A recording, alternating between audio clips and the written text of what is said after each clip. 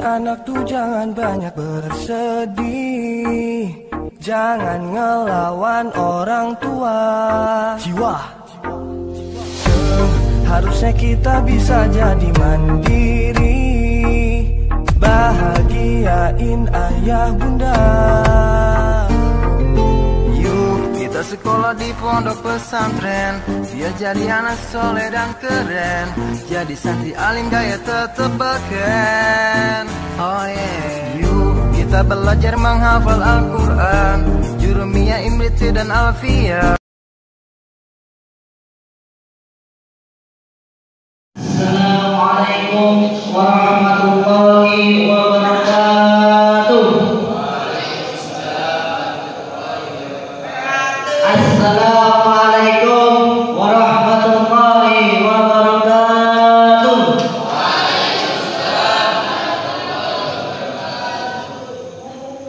Alhamdulillah, alhamdulillah rabbil alamin.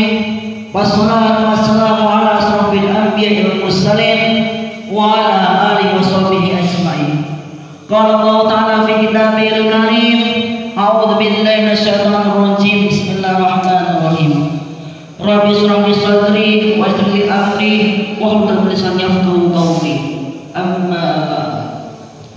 Yang saya hormati pimpinan pesantren Mangga Muda, yang saya hormati Ustaz Pondok Pesantren Mangga Muda, serta teman-teman berbahagia dan yang saya banggakan. Yang pertama-tama dan paling utama, mari kita panjatkan rasa dan puji-puji kita atas karunia Allah Subhanahu wa taala, yang mana pada malam hari ini kita diberikan kesehatan, kekuatan, sehingga kita dapat berkumpul di sini dalam keadaan sehat walafiat tanpa ada sesuatu apapun. Bikaulina alhamdulillah. Yang kedua kalinya, salawat dan salam tetap tercurahkan kepada junjungan baginda Nabi Muhammad SAW yang telah merintis umatnya dari zaman jahiliyah menuju zaman Islam, ini zaman yang kita alami pada saat ini. Nah, kan jadi kalau kita misalkan mengenang perjuangan Rasulullah di masa lalu dalam bela agama Islam, sungguh luar biasa. Nah, makanya kita bareng-bareng berdoa agar bisa mendapatkan syafaatnya di kiamat kelak. Amin amin Allahumma amin. Amin. Para teman-teman Allah Subhanahu wa taala, yang namanya setiap manusia pasti memiliki yang namanya akhlak. Nah, dan akhlak itu pasti berbeda-beda, nggak ada yang sama. Ada yang baik, ada yang buruk. Ada yang buruk, ada yang baik. Ada yang pintar, ada yang jelek. Nah, jadi makanya mengapa Rasul diturunkan ke dunia ini? Karena ingin meluruskan manusia, ingin membenarkan manusia. Karena Rasulullah mencontohkan akhlaknya kepada kita semua. Dari awal gerakannya Rasulullah, nah, dari kesabarannya Rasulullah, dari tabahnya Rasulullah menghadapi segala cobaan. Nah, ini semua kita contohkan. Karena kapan lagi kalau kami pondok? Coba kalau di rumah, di sekolah biasa, apa ada diajarkan yang namanya? Ya ada, tapi kan enggak seperti di pondok. Nah, jadi kita ambil dari kisahnya Rasulullah, dari kesabaran Rasulullah dalam segala cobaan, berjuangnya Rasulullah, kita contoh semua. Nah, insya Allah jika alam kita yang buruk bisa kita rubah.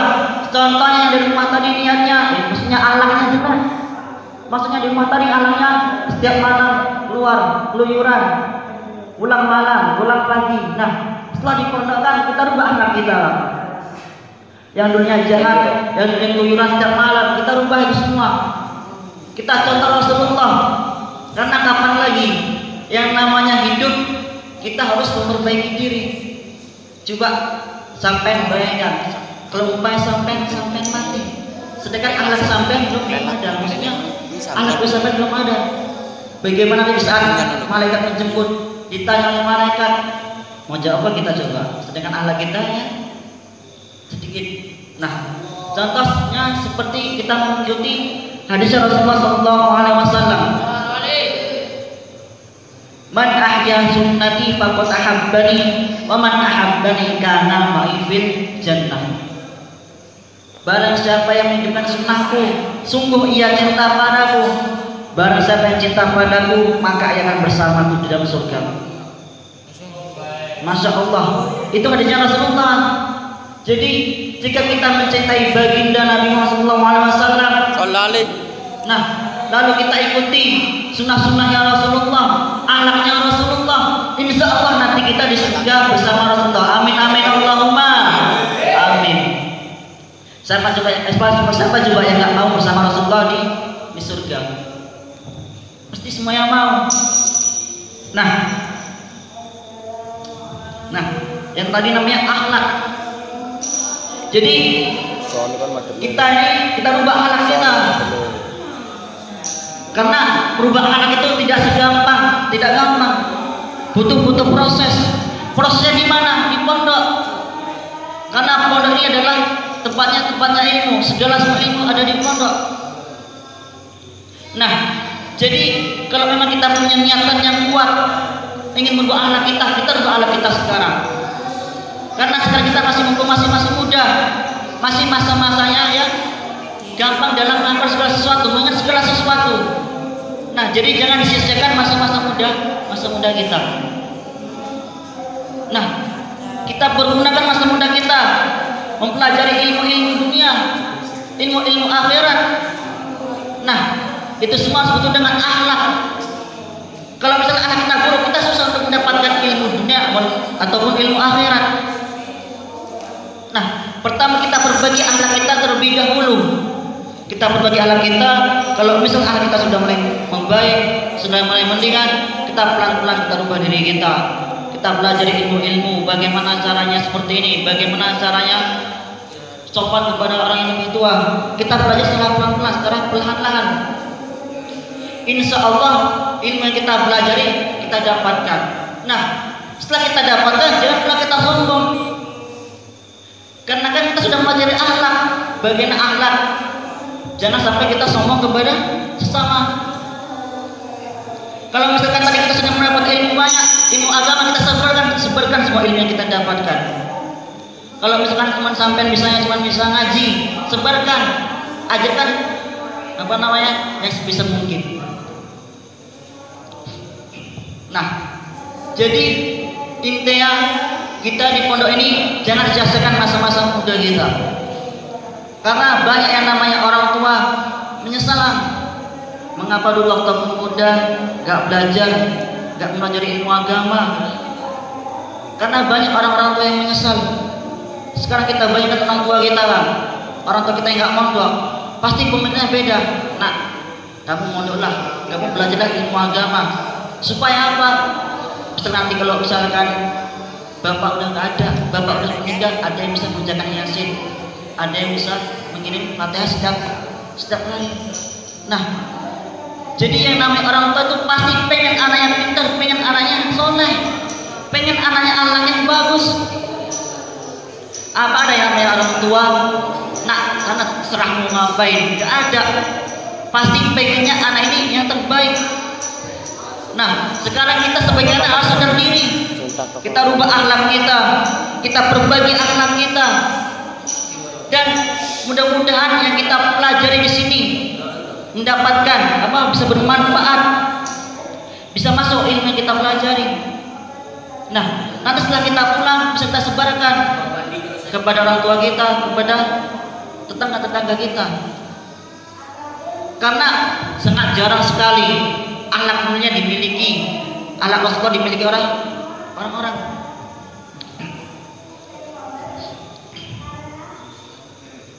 Nah, jadi yang namanya Rasulullah kan sudah mencontohkan kepada kita bagaimana sopan kepada saudaranya, bagaimana cara berbicara kepada saudaranya, semua sudah diajarkan oleh Rasulullah. Nah, sekarang kita tinggal mencontohkan, menirunya. Kalau boleh kita siapa lagi coba? Kita pemuda-pemuda Indonesia. Kita masih muda, dipondokkan lagi. Sangat bersyukur karena kita termasuk orang terpilih oleh Allah Subhanahu wa taala karena dipondokkan.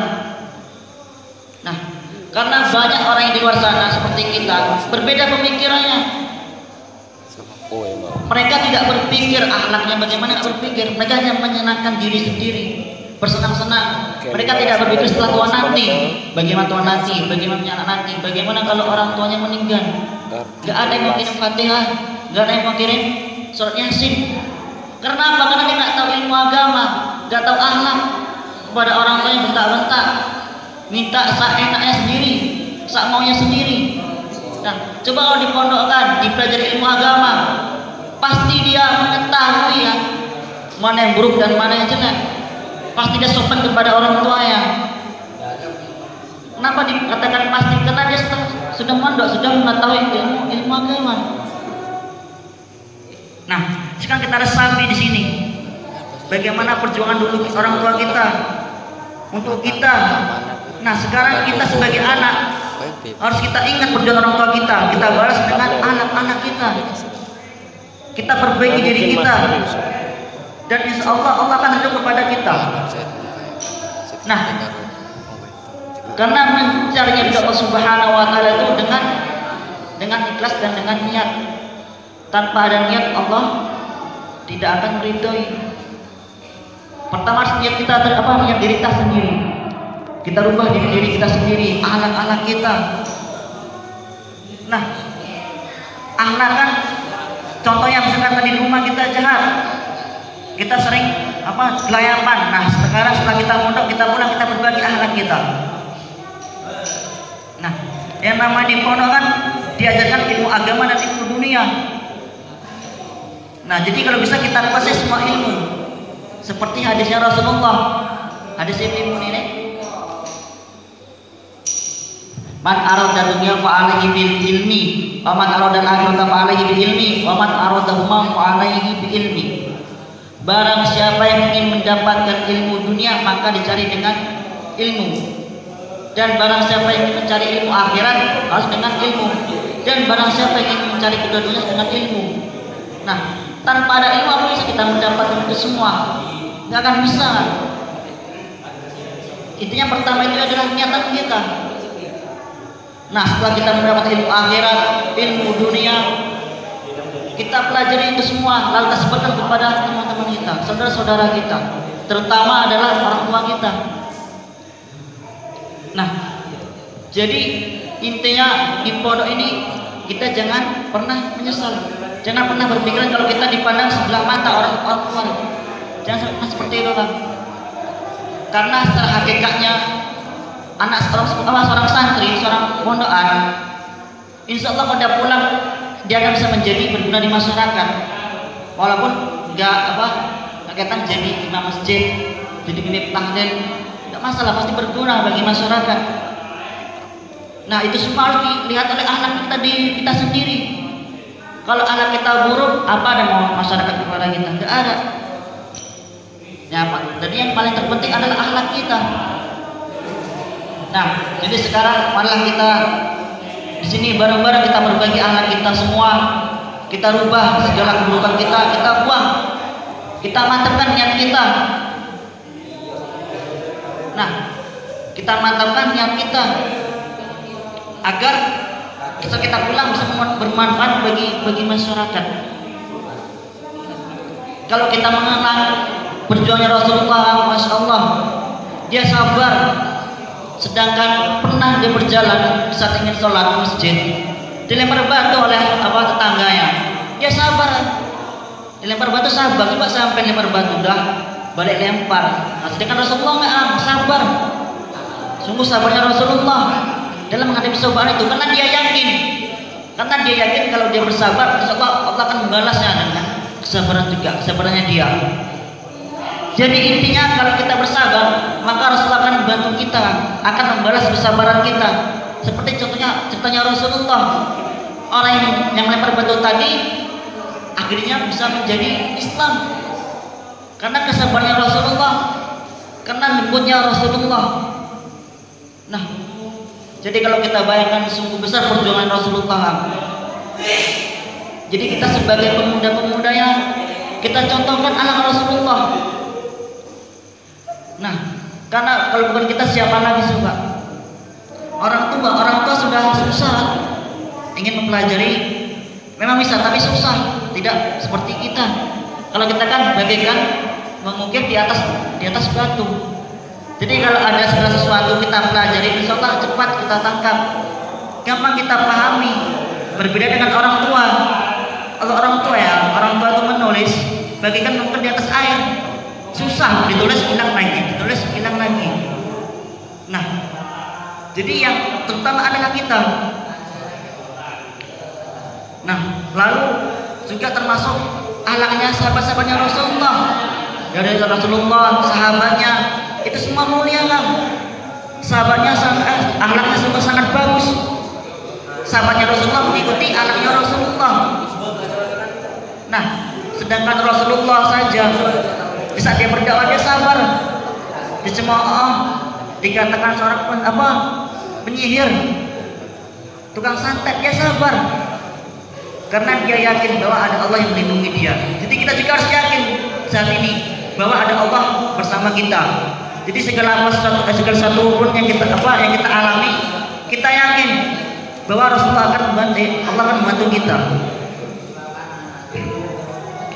Nah, jadi yang namanya hidup ini harus mempunyai akhlak. Jangan sampai kita tidak punya akhlak, bagikan mayat hidup di dunia. Yang namanya mayat hidup itu tidak punya akhlak, berjalan bagikan zombie kan berjalan tidak ada tujuan. Nah, jadi kalau bisa kita hidup harus tujuan kita apa di dunia ini? Ingin memperbaiki akhlak, terus membela agama Islam, mengharapkan dari Allah Subhanahu wa Ta'ala.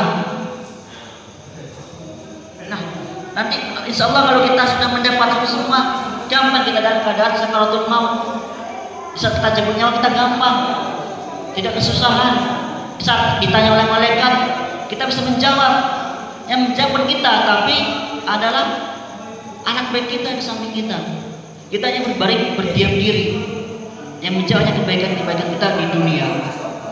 Nah, jadi kita hilangkan keburukan kita ganti dengan kebaikan kita. Caranya bagaimana? Kita pelajari semua ilmu agama. Kalau bukan ilmu agama, ilmu apa lagi coba? Karena kan hanya ilmu agama yang bisa meluruskan tujuan kita. Karena di dalam ilmu agama, di dalam Al-Quran yang dijelaskan semuanya. Bagaimana tutur kata, bagaimana semua kita menyikapi hidup ini. Semua sudah dijelaskan dan juga diterangkan oleh Rasulullah, oleh hadis-hadisnya Rasulullah. Sekarang kita sebagai umatnya tinggal menjalankan apa yang disampaikan oleh Rasulullah. Nah, jadi yang namanya akhlak itu kan, kalau misalkan anak kita sudah baik, insya Allah semua kita baik, semua perbuatan kita baik. Karena kan kalau kita punya anak baik, kita pasti punya pemikiran. Kalau kita melakukan kejelekan, pasti kita berpikir, ini jelek, ini buruk, pasti kita jauhi. Coba kalau kita nggak punya akhlak, jalan cuma nuntun sakar PDW ya. Tapi insya Allah kalau punya akhlak, kita bisa mengetahui semua yang mana yang buruk dan mana yang baik.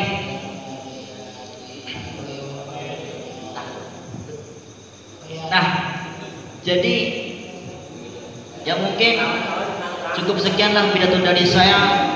Kurang lebihnya saya mohon maaf sebesar-besarnya. Saya akhiri dengan siratal mustaqim. Wassalamualaikum warahmatullahi wabarakatuh.